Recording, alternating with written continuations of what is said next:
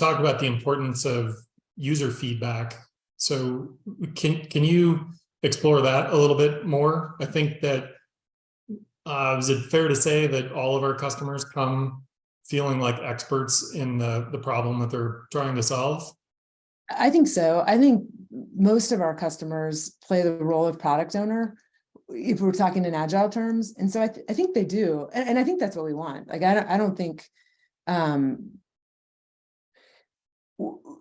me back up a little bit. We want them to really understand their users. Sometimes there's varying levels of that actual understanding.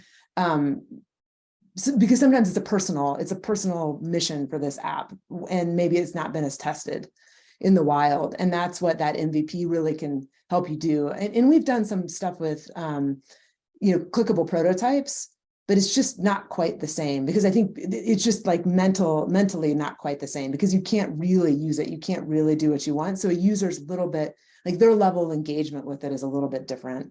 Not that I discredit, I think it's a valuable tool as well. It's really cost effective, and there's no skin in the game necessarily. So I think both are warranted, but just because they love your clickable prototype doesn't necessarily mean that they'll love the app. And what, for somebody who's not familiar with that term, how would you describe a clickable prototype? Yeah, that's a good question. So it's basically taking a wireframe or a design, and then adding like kind of hot buttons so that you can tap different areas and it'll advance the screen. But to the user, it almost looks like it's a functioning app. So they can take it for a test drive without having to build the fully functional car. Yeah. And sometimes it's an excellent tool to test UI and UX. It's really, sometimes there's functionality that it's really hard to introduce in that way. And it's also a very like happy path through the app. It's hard to do like varying different, workflows in the app.